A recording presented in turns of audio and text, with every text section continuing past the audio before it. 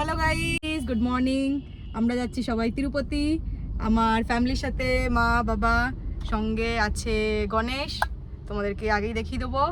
আমরা চালু করলাম কলকাতা এয়ারপোর্ট থেকে, অ্যান্ড দেখি কত দূর যাওয়া যাবে, সমস্ত ডিটেলসপত্র শেয়ার করব। সকালবেলা 4:30টার সময় উঠে রওনা দিলাম কলকাতা এয়ারপোর্ট থেকে। আমাদের হোটেল কোনো কিছুই বুক ছিল না।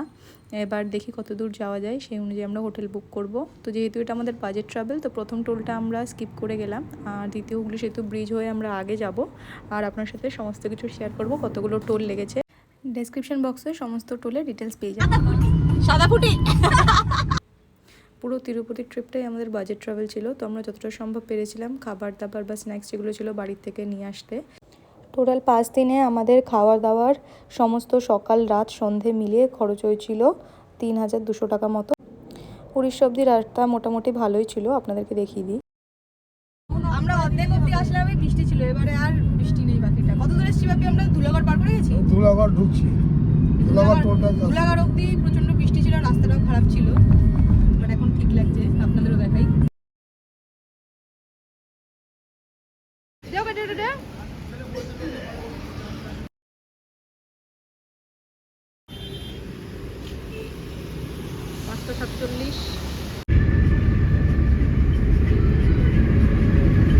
Keep safe distance, safe drive, safe life. Safe drive, safe life.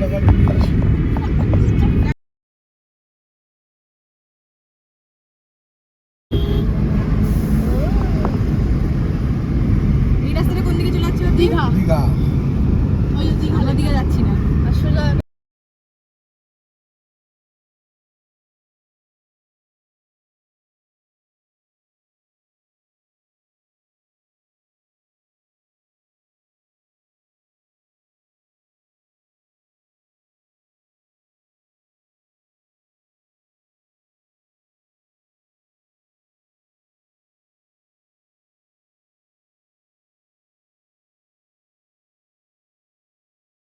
Orissa থেকে মোটামুটি রাস্তার কন্ডিশন ভালোই ছিল, কিছু কিছু জায়গায় এবড়ো খেবড়ে ছিল এবং কাজও চলছিল, তবে মোটামুটি একটা জায়গা পৌঁছানোর মতো ভালোই অবস্থা।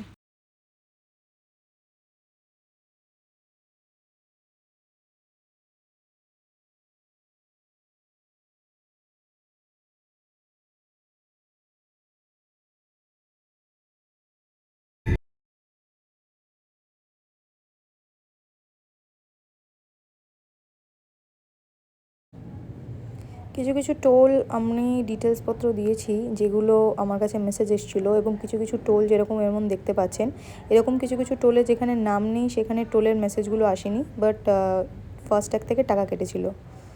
আমাদের গন্তব্য যেহেতু প্রথম দিনে 1000 কিলোমিটার ছিল, তাই রাস্তায় ব্রেকফাস্টের জন্য অপেক্ষা না করে আমরা পাউরুটি এবং আদার্স যে ব্রেকফাস্ট আইটেমগুলো ছিল সেগুলো আমরা নিজের সাথেই ক্যারি করছিলাম। তবে আমরা উড়িষ্যা পেরিয়ে এবার অন্ধ্রে ঢুকছি।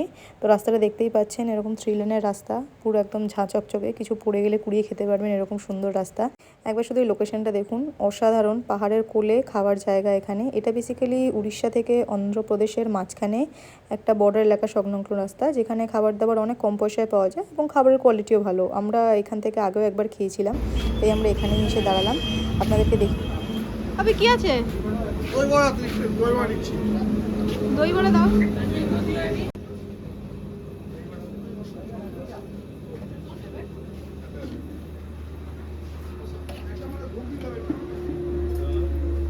না, আমাদের সবকটা দই দিয়ে বলো।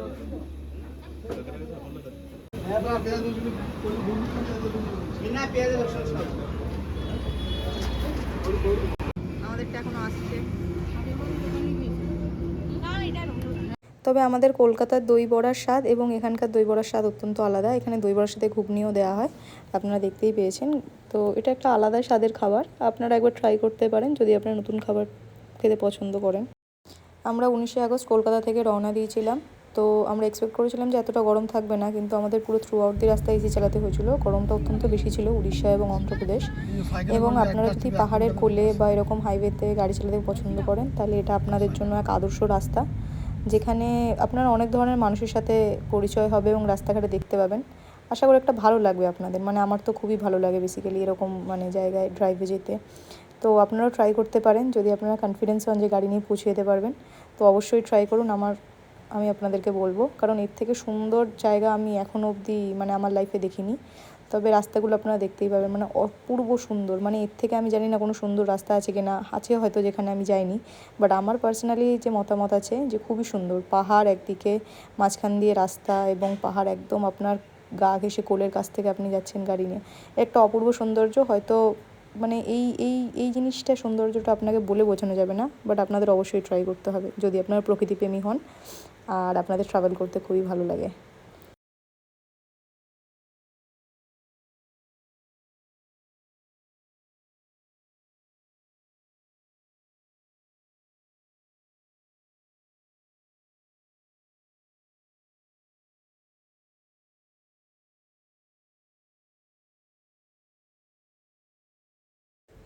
উড়িষ্যার থেকে অন্ধ্রপ্রদেশে টোল ট্যাক্সের চার্জটা একটু বেশি লাগে, কারণ অন্ধ্রপ্রদেশের রাস্তাটাও মানে সেই রকম লেভেলেরই সুন্দর।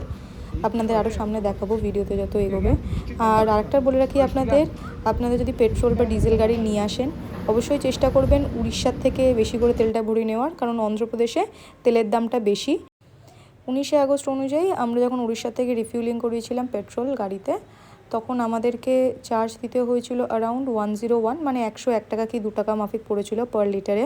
বাট আমরা যখন অন্ধ্রপ্রদেশে ঢুকেছিলাম সেটা আরও বেড়ে গেছিলো, মানে আপনার ওই 110 টাকা কি 9 টাকা মতো পড়েছিল, মানে 7 টাকা ডিফারেন্স হচ্ছে পার লিটারে। তো আপনারা বুঝতেই পারছেন, যদি উড়িষ্যা থেকে পুরো তেলটা ভরে নেন তাহলে আপনাদের বেশি বাজেট ফ্রেন্ডলি হবে। পাহাড়ের কোলে এই আঁকাবাঁকা পথ দিয়ে যেতে আপনাদের খুবই ভালো লাগবে। এবং যাত্রাপথে আমাদের পড়েছিল চিল্কার যে ছবি সেগুলো আপনাদেরকে শেয়ার করব। এবং রাস্তাটা অত্যন্ত সুন্দর, মানে দেখতে পাচ্ছেন 4 লেনের এরকম সুন্দর রাস্তা। পুরো রাস্তাটাই পাহাড় দিয়ে ঘেরা, মানে আপনি ডান দিক বাঁ দিক যেদিকে তাকাবেন সেদিনকেই আপনি পাহাড় দেখতে পাবেন। এবং পুরো শহরের মধ্য থেকে রাস্তাটা, শহরটাই পুরো পাহাড়ের মধ্যে। তো একটা অপূর্ব সুন্দর লাগছিল।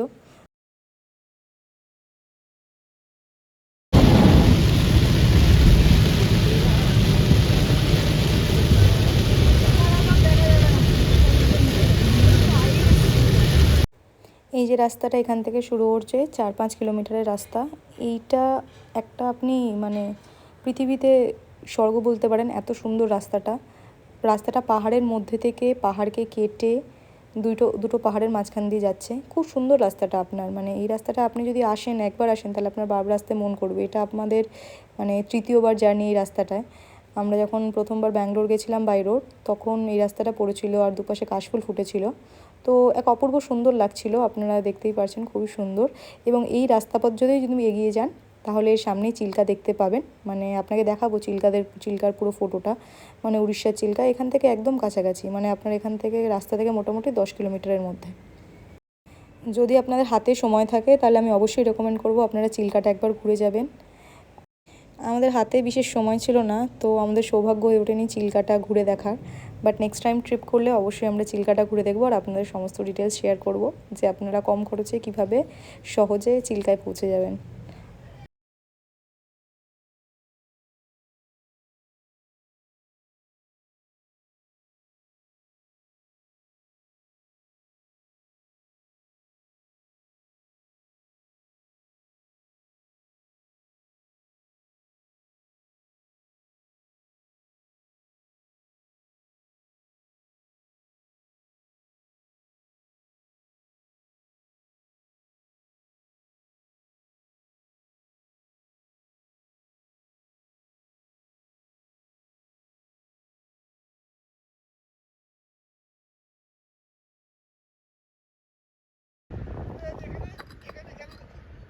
ওই তো চিল্কা দেখা যাচ্ছে। আমি চলো তোরা ঘুরে আসি আপনি আগে। না না না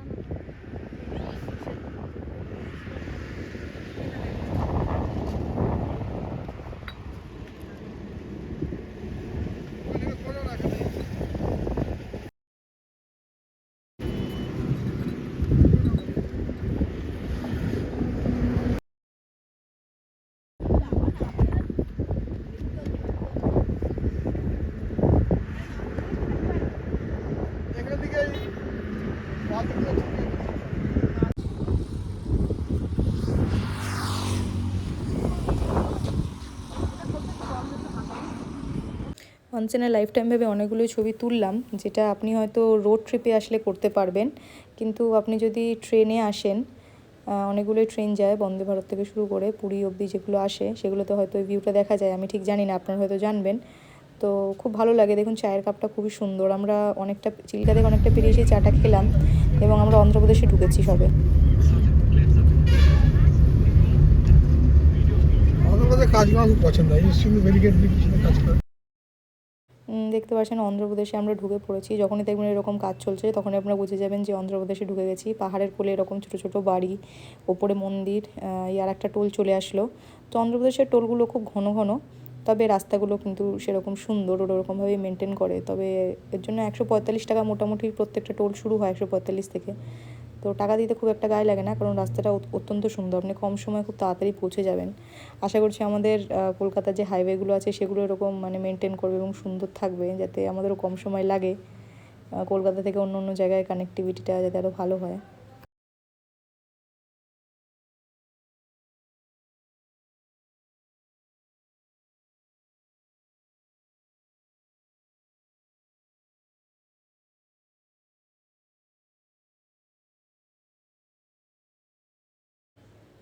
অলমোস্ট আপনার দুপুর পার হয়ে গেছে, এরপর সন্ধে নামার পালা। তো আমরা চেষ্টা করছিলাম সন্ধ্যের মধ্যেই চলে আসার এবং আপনাদের আপডেট দেবো আমরা কতটা পৌঁছলাম সন্ধে অবধি। আমাদের টোটাল টার্গেট 1000 কিলোমিটারের মধ্যে আমরা শুধুমাত্র 875 কিলোমিটার চালাতেই পেরেছিলাম, কারণ অলরেডি সন্ধে হয়ে গেছিলো এবং সন্ধ্যের পর সারাদিন গাড়ি চালানোর পর ওটা সেফ আমরা মনে করছিলাম না, কারণ অনেকক্ষণ গাড়ি চালানো হয়েছে, গাড়িটার রেস্টের দরকার ছিল। তো এবং আপনি যদি পাহাড় ভালোবাসেন আপনি হয়তো জানবেই, কোনো যদি পাহাড়ে ঘুরতে গেছেন, যে সন্ধেবেলায় পাহাড়ের প্রকৃতিটা খুব সুন্দর লাগে, মানে একটা ঠান্ডা মনোরম বাতাস, আর পাহাড়ের ওপর এরকম মেঘ জমছে। আমি জানি না আমি ক্যামেরায় কতটা ক্যাপচার করতে পেরেছি, তবে রিয়েল লাইফে ব্যাপারটা আরও সুন্দর অ্যাকচুয়ালি। দেখতে দেখতে সময় অলমোস্ট 6:30 পেরিয়ে 7টার ঘরে পৌঁছলো এবং আমরা একটা রাস্তায় হোটেল পেলাম, যে হোটেলটার নাম হচ্ছে হোটেল বিরাজ। আপনাদেরকে ডিটেলস শেয়ার করে দেবো, যদি আপনারা চান এই হোটেলে স্টে করতে পারেন। মোটামুটি হোটেলটা ভালো ছিল, এবং কারণ আমরা পরের দিনকে আরও অনেকটা জার্নি করতে হবে, তো সেই কারণে আমরা খুব তাড়াতাড়ি হোটেল নিয়ে ঢুকে গেলাম, কারণ আমরা খুব সকালে বেরিয়েছিলাম আর টায়ার্ডও ছিলাম। তো আমাদের 4 জনের ঘর পিছু পড়েছিল 2250 টাকা, জিএসটি ট্যাক্স ইনক্লুড মিলিয়ে, কারণ আমরা একদিন রাতের জন্য স্টে করছিলাম, আমাদের পরের দিন ভোরবেলাও বেরোতে হতো। তো এই কারণে আমরা তাড়াতাড়ি মালপত্র নিয়ে হোটেলে চলে এসেছি। সঙ্গে আমি একটু বেরোবো বাইরে, কিছু জিনিসপত্র কেনার আছে, কারণ আজকে রাখি পূর্ণিমা ছিল।